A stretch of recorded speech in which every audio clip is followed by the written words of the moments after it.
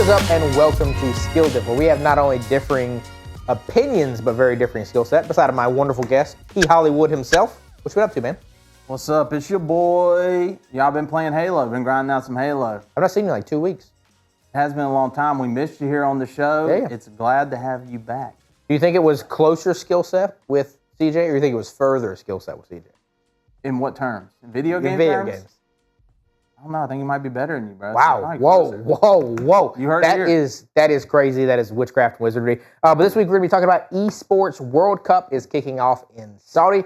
We got a whole bunch of roster mania stuff happening in Counter-Strike and Call of Duty. And then, obviously, it is America versus Europe. It couldn't be a 4th of July without it.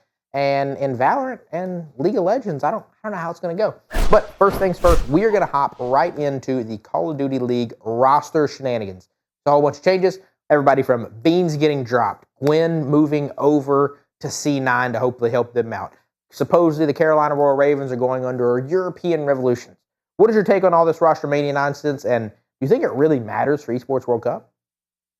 I think my take's not going to be very good for people. They want to hear it because I think this is what usually happens. Everybody, you have a disappointing season or you didn't quite achieve what you set out to achieve. So your first option is to let's just kick the player who had the worst performance at this tournament or whatever.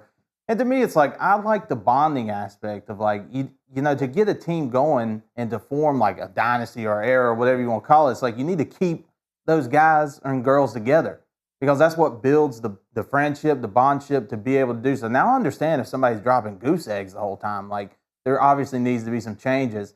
And which I've said before with Optic, like they need to go through changes. But like you can clearly tell, like specifically from Optic's point of view earlier in the season, is that there obviously were some bonding issues. And if your teammates aren't getting along, that's understandable. But if you just did bad at a tournament and you feel that you need to drop somebody, like Toronto Ultra's case of like dropping Beans, it's like, I don't know, from my opinion, as a viewer and a fan, your team just lost a lot of ore. Like, Not only ore, but it was the player who played the best at Champs. Arguably. Yeah, I mean, he played super good. I mean, Joey D kind of crapped the bed there. Kleenex didn't look good, neither did Insight, just specifically in that event. Not to say it's been like that all season, but it is weird that in those moments you do tend to laser lock in on one player and be like, that's the problem. Get out of here. Some of the players looking for upgrades, moving around. TJ went over to Falcons. It's one of those where I think TJ's at times a really, really good search player, but you know, who's really calling him? Like, it's not like a phase you're going to try to call him up. It's not like Optics ringing him, LAT, or any of those groups. So it is interesting because it does feel like a lot of mid-pack madness, if you will. But yeah, also for Esports World Cup, like, they're not going to be practicing as hard for this. They're not going to be trying as hard for this. I mean, sure, there's money on the line and it's nice, but, you know, as we always say, at the end of the day, when we look back in the history books, you're going to care about Champs, and that's all you're going to care about, and that's already done. That's the sad part. Yep. But, hey, you know, I wish all the best to these players. Maybe the changes are for the better or not. But moving on, League of Legends time. Yep. MSI has been going on, still going on to this day, but over the weekend, it was July 4th, America. Yeah. Baby, independence. USA. And we had USA versus Europe. We did. Flyquest versus G2 on Independence Day, fighting for America, and they won. They did. No T-tags. They won. They're not holding us back. They never have in the past. We will always break free. But that's not all that happened at MSI. That was just one of the many things. But how are we feeling so far about this MSI tournament? No, I mean, I think it's been a really, really good event. I mean, also shout out to the Party Foul Chris, one of our hosts. He's going to be up there this week taking in all the action, enjoying it. He's obviously our biggest league fan and analyst. But no, it's been really, really fun to watch. I do think the America rivalry is a little bit interesting because Shocks came out and said at one point it's not a rivalry if they just keep beating us up like this. And it's like, hey, Shocks, I adore you, but have you been watching the past 10 years? Because, like, dude, G2 had its way with pretty much everything except for Asia for the better part of like a 5-day-year window. So it is nice for America to kind of sneak one back in there. Hope Flyquest makes a little bit of a run, but man, does Asia look really, really good. And that's where it's hard because he transitioned over to like even T1 went to a 5-game series. Faker at time looked shaky, but then also at time looked like undeniably the best player in the world as he so often does. So it's been fun to watch. It's been really exciting, but you know, I just can't help but imagine that it's not going to be a Korean team in the final. I mean, I think everybody knows this, but for me, it always does just harp on the America and Europe rivalry.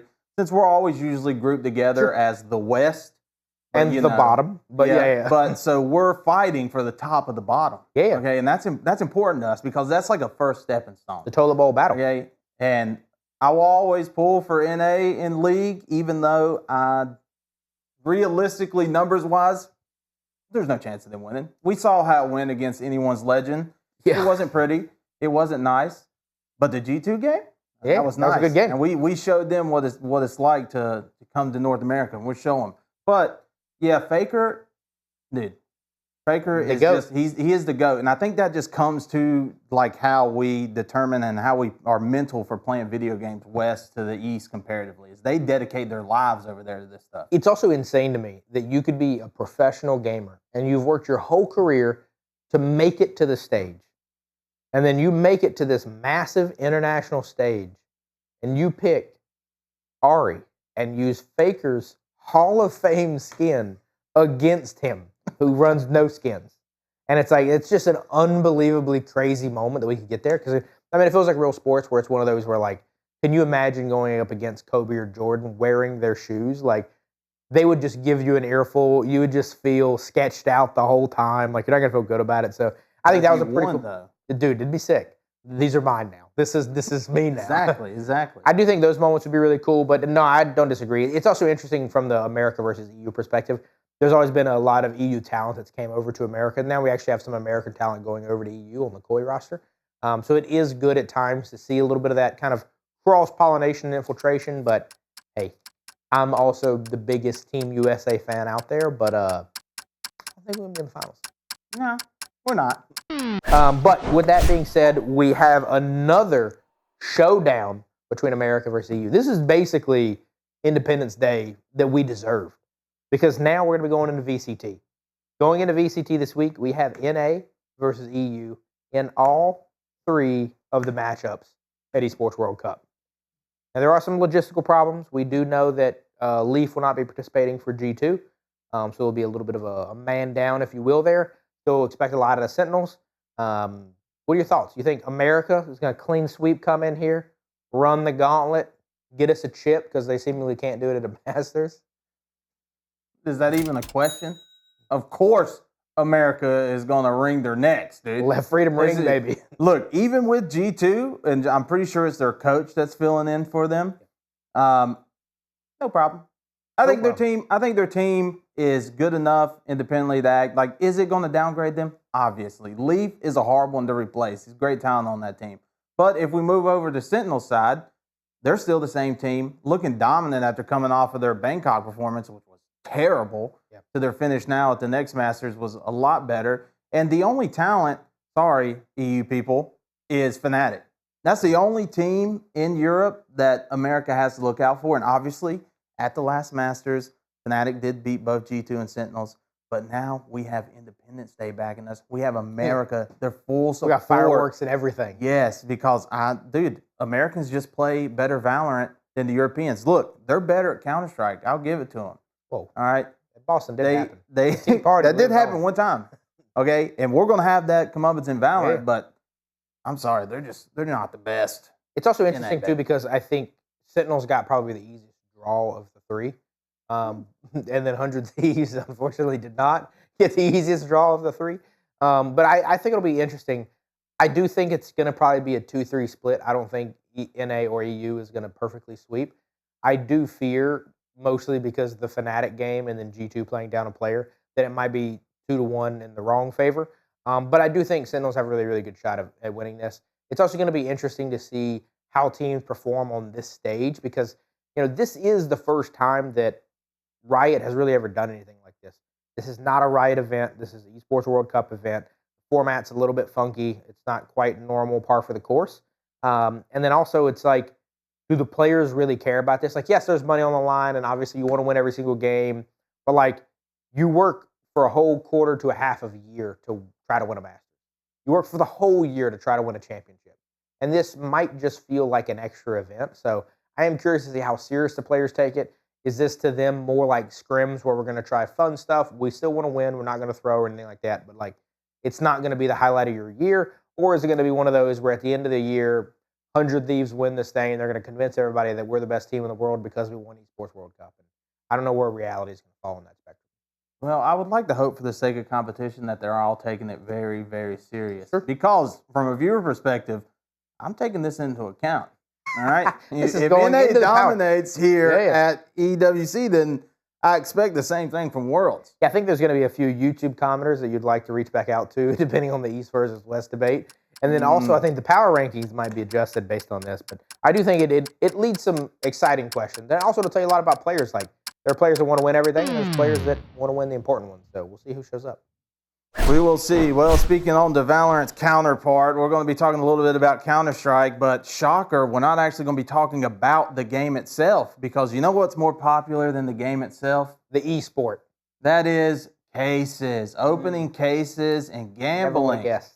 As we've talked about a brief little bit on the last show, Nadeshot has been basically doubling down on his case opening and has made this pretty much his whole life right now.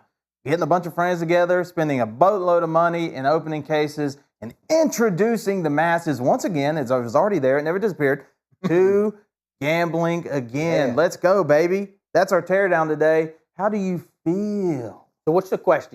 Is it good or bad, or is it just I think you can take it in any direction. Whether you think it's good or bad, is it good for the game, bad for the game, good for people's mental, money, pocket, whatever you feel. Or is Nadeshot a dummy?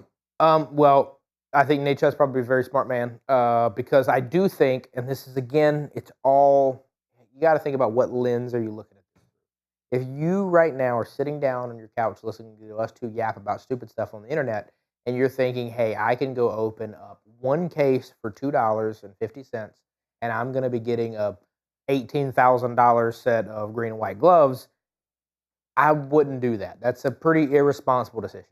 Now, if you're Nadeshot and you're thinking, I can spend 30 grand to only make 20 grand, however, I'm going to make 50 grand in subs and donations, it's probably a pretty good choice.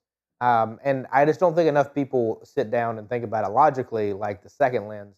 It is interesting to me more so, though, that Nadeshot has, he honestly almost operates like an aircraft carrier at this point. He is basically a warring nation.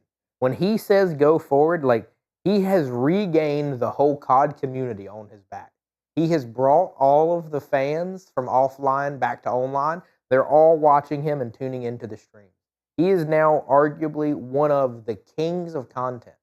So much so that you've started to see everybody from Valkyrie to Optic Hitch to everyone in the middle has also started opening cases and being like, oh, I don't lose that much money from opening cases and I make a ton of money on subs, interactions, and content. And the reaction on the opening golds is crazy. And it's like, it's a good marketing move on his part. That doesn't take us back to the Counter-Strike part of it because this is just advanced gambling at the end of the day. But I don't know stuff. For me, I don't think it's bad for the game. It's going to do nothing but inject more money into Counter-Strike, which leads to bigger prize pools. Now, I do wish that we were caring about investing in some stickers, some championship stickers, like this guy Zywu over here that apparently empowers his guns and nonsense.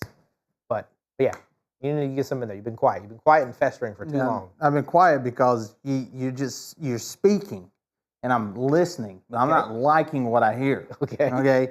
Listen, you know why Nadeshot why isn't he just opening these cases in his own time? Dollar bills, y'all. Yeah, why? So it's almost like it's bad. What would have, maybe now through circumstances, because I haven't been keeping up with it, he might be net positive now. I don't think he is. Okay, so let's assume he's not. And that's just all guesswork with. Let's assume he's not. I'm talking about just skin to money spent, not money from donations or anything. It's like net negative. And that's how it is for everybody that does this. Yeah. You might get lucky one day, but for that's pretty much how it is. But instead, we're going to show it to the world. Okay? And I'm sorry, it's just a bad move. It's just all around bad because all it is you're taking a community of people and you're making money off of the backs of people that are going to go replicate what you did with nowhere near the amount of money or success that they have, and they're just going to lose money. And then they're going to become depressed and sad and suicidal or whatever it may be. That escalated. Depending on the situation. Yep. And for them, it's all entertainment. It's good fun. You got people who don't even give a crap about Counter-Strike. Get on here just to open cases for these virtual skins. I'm sorry, it's pathetic. It's sad. And I get it. I like the skins. I partake myself. Yeah. But we all have to have people.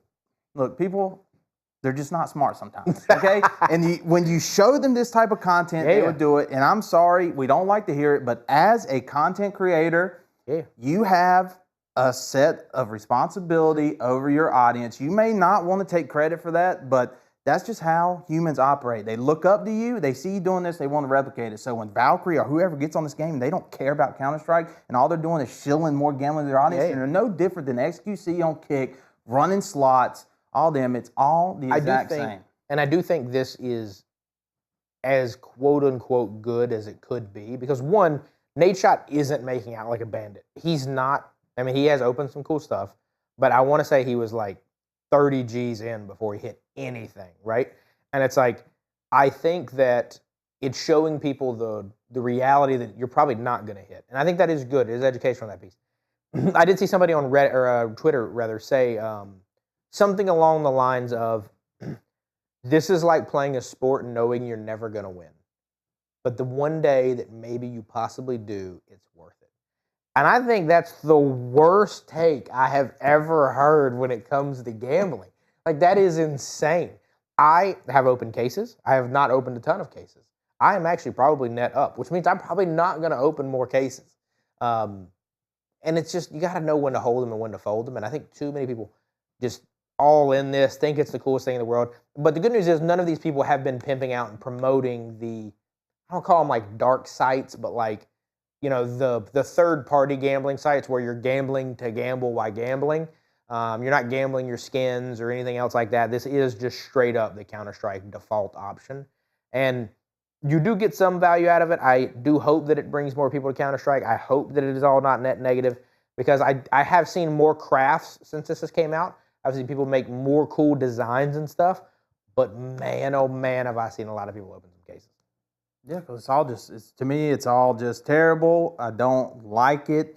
It's the one thing about Counter-Strike I wish would change, and people don't like to hear it. I get it. The dopamine hits when you open up that little virtual slot machine is, it feels great. I do wish. And then it feels bad right after. I do wish that Counter-Strike would directly take the funds from that kind of stuff and show us what they're doing with it, other than, you know, cool houses and cars and all the other good stuff. Because, like, for example, Blast and those others, they get all their monies from prize pools end up coming from themselves and the event and sponsors and blah, blah, blah. Doesn't really come from Valve. Now, the sticker money does end up going to the organization, so that does help people, which is why, again, if you're going to invest in these things, if you do want to support your players and whatnot, buying sticker capsules and team capsules, that actually does directly help players themselves. But when you're opening these cases, like the Cobblestone Collection case just helps Valve, right? Like, it is what it is. Especially if it's third-party sites too. So it's not all good, but I do hope that rising tides raises all ships. And the tide in Counter-Strike cases, boy, is it rising. But on the note of Counter-Strike, we can keep on scurrying. The next thing we've got on here is about Counter-Strike, but it's about the game this time. So we're going to hop into Spirit has officially made some roster moves. We have benched, still part of the organization, Magixx, Boris himself, and we'll be bringing in, I think it's pronounced Zway or Zway, will be the new player that will be racing. There may be one additional change coming, unconfirmed, but does it matter? Is Spirit got a chance, or is this just like cannon fodder? I'm about to sound like the biggest hypocrite right now. Okay. But thank goodness he has been benched. Actually, I feel sorry for him. Okay. I apologize. Just kidding. Nah, look, Magixx, it's one of those things of, you know, he personally performed really well at the Shanghai Major. Sure. Okay, and through all that, and with the team's performance, obviously Donk included in that, they won. Now, throughout this season of Counter-Strike, he has not been performing. He has been, I don't want to say necessarily weighing the team down, because there's been quite a few of those on the team. It's not just him. And it's made their season tough, and to where the only tournaments they could win pre that major was tournaments where the other big teams decided to take a break. And that's just, if you're wanting to be an organization that can compete in those top levels, you do have to have the top talent. And I think Magixx served on that season for long enough to prove whether he's good enough bonding with the team, good enough player-wise. And it's just not working out. And so bringing in somebody else probably maybe net up their team, but at what point does that become enough? Sure, Because totally. Chopper, who at times has really great calls, and he does really well with the pistol, but when we get into rifle rounds, he's always falling short. Sure. And IGLs obviously can be a little bit harder to come by, and that kind of shakes the whole dynamic of the team. But as Donk says himself, I think it's about wanting to be hungry enough. It seems like, at least from his perspective, being younger, of course, that the hunger isn't necessarily there. Yeah. And so maybe with this change, more people might be on board with that. Maybe they practice more, they get together, and they can win because they are a good team. Even before that change, they still were a solid team. They just didn't quite have that click. Maybe this will be it. Yeah, and I mean, to me, it's twofold, right? There's one end of, I saw a lot of people on Twitter hating on him, hating on Boris Magixx himself, and then hating on the fact of like, oh, blah blah blah, like it should have happened sooner. And I do think if you're Spirit, it makes sense it took this long because he was the second best player on your major winning team, right? He totally was, unequivocally. And at times he does a really good job. He's been on that roster for over 6 years, I believe, and he's done a great job. And I think that he is probably in the spectrum of players, he is on the cusp of great. If not, he's very good, right? The problem is there are two teams right now that have multiple players in the top 10. And it's an arms race at the top. If you want to be able to beat Vitality right now, you could argue that Rops and Zywoo, one of them is the best player on the team. And that's an argument. Those two are so good, it is an argument. And then behind that, you have Flames and Mezzi, who are also probably on the fringe of being top 10 players in the world right now.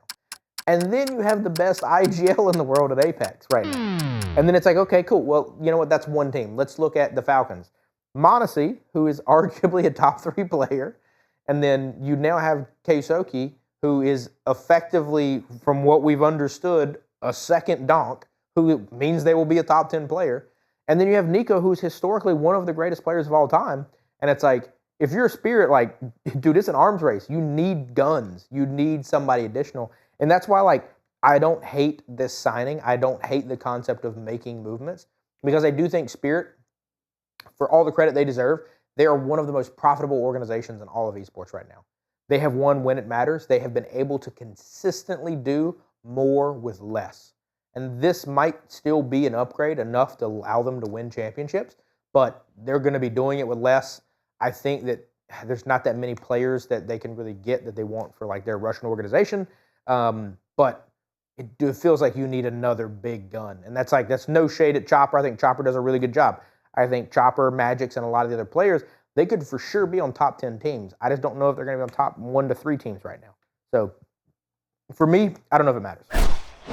Interesting take. But speaking of what may or may not be an upgrade, S1mple, who is now, his little launch-up with FaZe is done. He had his little time to shine in the major and the tournament before that as well. But now it's seeming like he's just kind of stuck. FaZe doesn't want to pay the money to put him on the team. Navi's obviously going to be asking for a hefty bag. Sure. And the question is here, is it really even worth the money? Yeah, I mean, it's interesting because the initial rumor was that it was, I believe, a €5 million buyout, which is insane. I mean, that is probably more old S1mple money than current S1mple money because up until the LAN portion, you could argue that he statistically was the best opper at the major. I think there's some asterisks in there because Monacy played like hot garbage, and then Zywoo played more of a hybrid role than he did an op role, but still statistically best opper in the thing. So it's tough to say that that's a $5 million buyout when you just saw Monacy's buyout was less than half of that. So I hope that rumor number was just egregious and the internet being hyped for the internet. I think it's interesting because if you're Navi, it doesn't feel good because this is the chosen one for you, right? Like this is the face of your organization. He brought you a major. Like sure, Alexi and those other guys did it after him again, but he's such an important pivotal role of who Navi is. He wanted to come home to play for Navi. And it's like, it feels like they're leaving him out to dry. It's one of those of like, they're kind of using this as a money play, which doesn't feel good. And then it's like, if you like this guy and you want him to play and you want him to be everything that he was for you, like, dude, you got to let him go. Like, who cares? Currently, Na'Vi, I don't think can beat FaZe with or without him. And then it's like, either call him up to your squad or let him go to another squad because, like, the game needs s1mple, I would argue. The esport needs s1mple and Counter-Strike needs s1mple. And you want him to do well. You want to see him. I mean, every match he was in, huge numbers. The audience in person, crazy for s1mple. So it's like, I don't know how long we're going to get this version of a focused, wants to be better, wants to get back to the top s1mple. And I don't think waiting 6 months is going to help his redemption arc. Hot take here, but I think that it should just be, regardless of what Na'Vi decides they want to do, I think the onus should really just be on s1mple himself, because his status from before is from a time long ago. Sure, different game. We're in CS2 now. Things are different. The game feels a little bit different. It's not the same. And it's not to say that he couldn't get back to that status. But right now, he's like a retired NBA player coming back into the league, and now he can't keep up with the new bloods or the people that are the same age that have just stayed through the transition.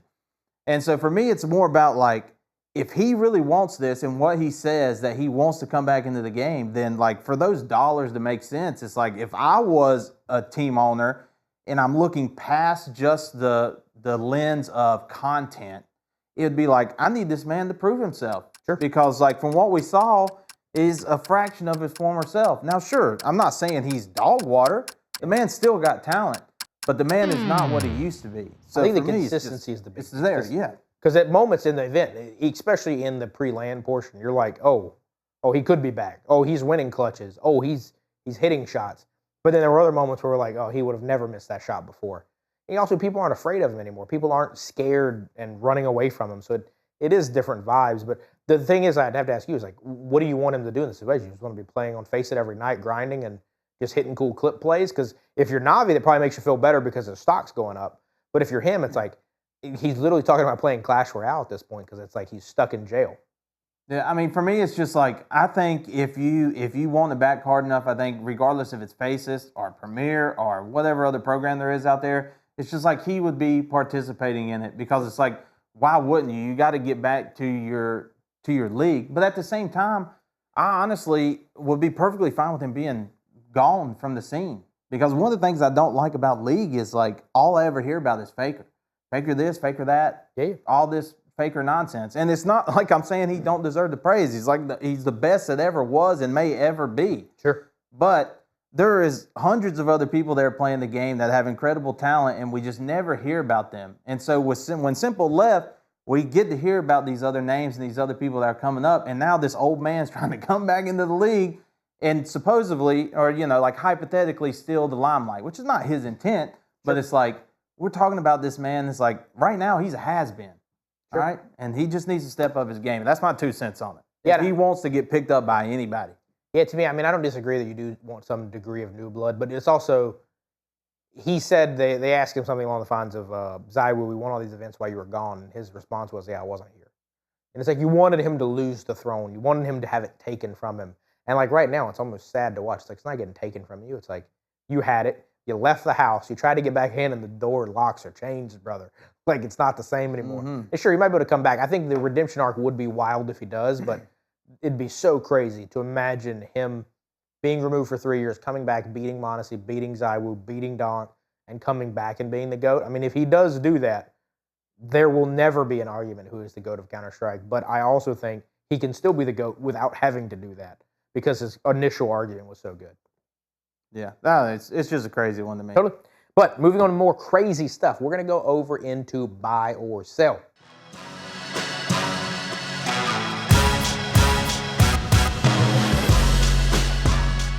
All right, for our first buy or sell, we have a rather somewhat unique one. Okay. Old heads and young heads. Sure. This guy created a YouTube video of 69-year-old, and he never played video games, always been against them. Played through Dark Souls, beat it as a form of experiment to get his thoughts on video games after he's actually played one. Turns out, it's not as bad as he thought. Buy or sell this whole experimental idea or outlook on life of video games? I think it's pretty cool. I'm buying it. I think the age of the person, I also think his son or something like that challenged him to do it because his son was a gamer or something like that. And I think that more people experiencing more things makes people less apprehensive. So, yeah, obviously, easy buy for me. Easy buy for me as well. I think it's simple in the terms of you always hear in the gaming community of, oh, the old people don't understand. Yeah. They think it's a waste of time. So it's cool to get his perspective on it, but like it'll never change the outlook, unfortunately. It would always be seen as nerdy, waste of time, no matter how many millions we throw at these tournaments. Yeah, it's also going to be one of those where the people who need to see that the most are going to be the ones that never watch it. Never see it. Whereas the people who are like, saw it. totally, we see it and we're like, oh yeah, see it, we told you so, guys. Yeah, 100%. Yes. Moving on to the next one, Nintendo has confirmed we're doing more movies. Not just Mario, not just Zelda. We're working on other ones. You buying or selling this as a cash grab, or these are actually going to be decent movies? Sale, because it's got one word in it, Nintendo. Look, the Mario movie was good. I enjoyed it. I watched it with the family. Not a bad movie. Good performances all around. Nice animation. And the Zelda one, who knows? But what other IPs you got? Metroid. We gonna have a Pikmin movie? Super Smash Brothers. To me, it's Mario just Kart. like Mario Kart, but like F1. Oh, dude, man, doesn't that sound so sick? No, it doesn't. Sale. Selling as well, and mostly under the pretense of, on the note of the Mario Kart movie, over the weekend, Lego was the trophy for F1. And there's a guy who has been racing for years and years, like 239 races, never got a podium. His first podium trophy he ever gets is made out of Legos. That's the type of stuff Nintendo will be doing to people. It's one of those things, I don't want your Metroid nostalgia. I don't want your Mario nostalgia. Make a good movie. It doesn't have to be a good Nintendo movie. It needs to be a good movie. That's the problem with all these gaming movies. Just make a good movie about gaming stuff. Like, it's fine. I digress. What's next? Moving on. Chuck E. Cheese's, everybody's favorite kid establishment with games, have come out and said they are making a adult version. Chuck's Arcade. Booze and partying and playing those games that you love. Buying or sell this concept? I'm selling this, which is probably a little bit shocking. We actually have a lot of these in our areas. We actually go to these a pretty good amount. Arcade bars. My problem with this is it's Chuck E. Cheese, and it's like, it just feels like a cash grab of a company trying to pivot late in life, and like, I don't know, it just doesn't feel good. I never liked Chuck E. Cheese from the beginning. Mouse was always kind of weird to me. Can't get behind it. The pizza, though, actually was surprisingly decent. According to Shane Dawson, they reused the pizza and put it in other ones. Maybe that's what made it better. Conspiracy for you guys. So you buy or sell? What are you doing But here? I'm buying, okay, because I think stuff like this is cool. You're just a hater. Regardless, it's a thing to transition to people in life, okay? Sure. You went to Chuck E. Cheese when you were a kid. Totally. Now you can go as an adult and not feel bad. Or, Yeah, but see, my fear here is if they take a bad model. Yeah, my fear is if they take the bad model and they try to live off the name, then it's going to ruin arcade bars for all the other people. Like Boxcar Corral, and we got Pins Mechanical and all those others over here. Are they really doing well anyway? Yeah, dude, they're slamming the weekends. All right, then Chuck's Arcade's not going to do nothing with them. We hope not. We hope not. Moving on to the next one. This is one that I know he is going to be pumped on, and that is because Microsoft, they've been on all these layoffs last week, and we had to skip that for a teardown. I couldn't see his head that red on a Monday. It hurts. But officially, Microsoft, in their layoffs, have laid off the majority of the Forza team. They are no longer going to be doing Forza Racing. They're only going to be doing Forza Horizon. Or Forza Motorsports. They're only going to be doing Forza Horizon. You buying or selling, this is a good move to keep that game. Buying. What? Buying, because I'm sorry, Forza Motorsport is cheeks. Forza Horizon, though, not as cheeks. I still think it's semi-cheeks, but it's not. Dude, I'm stunned. I don't know why you're stunned. I'm stunned. The regular racing game's not fun. Horizon has some fun to it. And that's what sales, buddy. Think of the microtransactions they can put in there. God, we're selling this. What is wrong with you? Absolutely selling this. Forza Horizon is like, it has been and will continue to be a literal joke. Like, the people who like racing games make fun of that game. Okay, well, I'm sorry, we're not trying to be real racers here. We're having fun. Hey, we're trying to be Ricky Bobby over here, okay? And when you look at the ratings of these games, Forza Motorsports, I don't remember how many they're on there. They've done a lot at this point. But those are the highest, like all of them, the worst rated Forza Motorsport game is higher than the highest rated Horizon. It's just, I mean, I don't disagree. Maybe your point is correct. Maybe it is microtransactions. Maybe it's because it's what kids like. But as a person who plays a racing game very occasionally, that ain't it. Horizon. I don't know, man. I'm not trying to be Seth Henry over here. Whoa. I'm just trying to have some fun. And Horizon gives me an open world and a nice, drive fun, my Lamborghini in the dirt. Fun aspect to it. Anyway, streamers. Am I right? Streamer comes on. A streamer comes on and they're complaining that they can't live off of $10K a month. Yeah. That it's too expensive being a content creator. That $10K does not cover that. Buying or selling, misuse of funds. I'm buying this. I think she's spot on. And I think she's spot on because she's not a gamer at all. This is the person who saw this as a cash grab and tried to do this to make a buck. And then is like, oh, this is a job and this is hard and I have to like actually try and care about the thing. It's like, yeah. The people who play video games and who create content professionally, most of them started, because I actually was on Justin TV at the transition to Twitch TV. Most of the people on there, nobody was doing it for money. Most of the initial wave of YouTubers were not doing it for money. It was a cool thing that some weird way turned into careers. And this chick is a part of the bad end of that spectrum of like, oh, this is a way to get rich quick. Oh, I can't get rich quick on this. It's like, yeah, you idiot, get out of here. I'm buying, it's a valid complaint. Her and all the ones like her, get out of here. I don't understand. I'm so confused now. So I'm just going to say sell. And my reasoning for it is just because this $10K a month, that's a lot. That's a lot of money. At least she's paying editors and other people. It's like, this is clearly, obviously I agree with everything you said, that she is quote unquote probably in it for the money, but it's clear she just likes to spend her money on a lot of expensive things. And I think that's what's wrong with a lot of the streamers. All these, they made their monies, and all they do is they want to flex, and they talk about life and this. And then we turn around and take life advice from these losers. It is absolutely insane. Our society is backwards. Just like us. You should never listen to us about financial advice. Don't take life advice from me, please. Not at all. The next one that we have, speaking of taking life advice, is going to be the Stop Killing Games movement. This comes on the heels of a bunch of games getting shut down. You have Anthem closing its servers officially. You've got this movement that is effectively saying, hey, consider online games should be sunset and have some option for people to continue playing afterwards. That's a long-winded explanation. But do you think the Stop Killing Games movement is going to be impactful, buy or sell? Are you trying to change it up on me? Is it going to be impactful? For me, the situation still stands. Buy. This is a motive. Obviously, the crew, they're going through legal stuff right now because of like this whole thing of like, you buy a game, they shut the servers off, you no longer can play it anymore. So, and it goes into this like, when you buy a game, are you actually buying the product or are you buying a license? It's these things that are never really said or spoken, and maybe they're wrote in a little tiny fine print in the terms of service. Smash X when the game gets on. Yeah.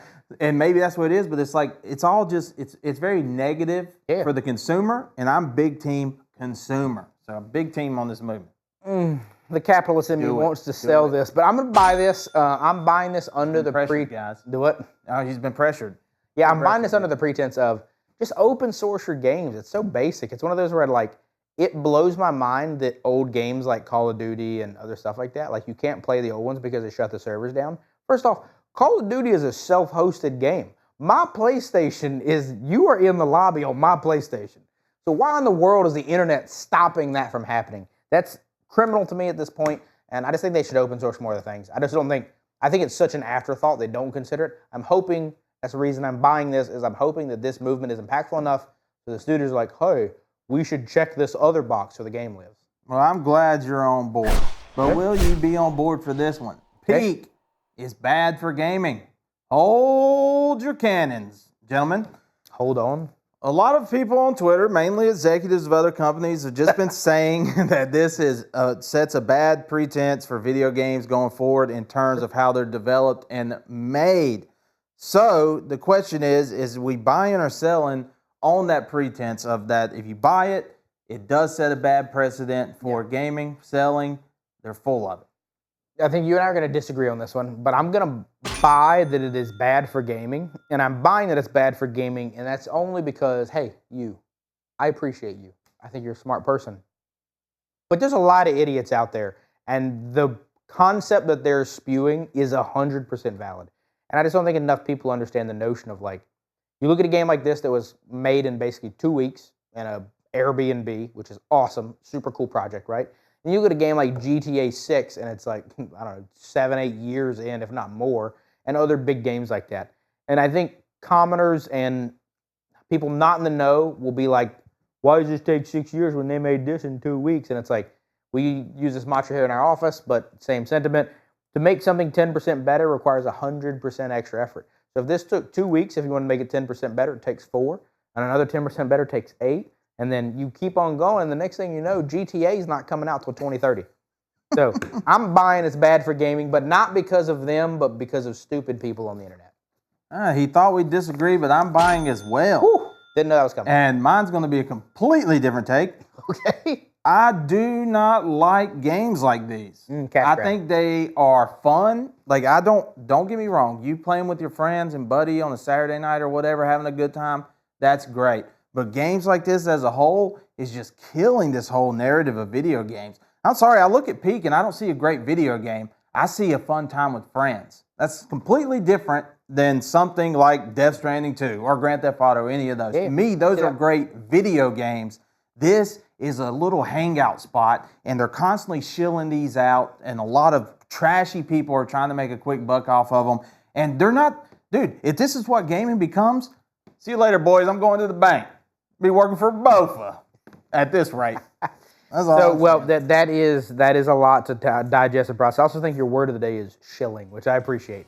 That is all for today's show. If you have any other cool things that we missed in the buy or sells, feel free to let us know down in the comment section below. And until then, we'll see you next week. Better, Pat? Bye-bye. That's messed up.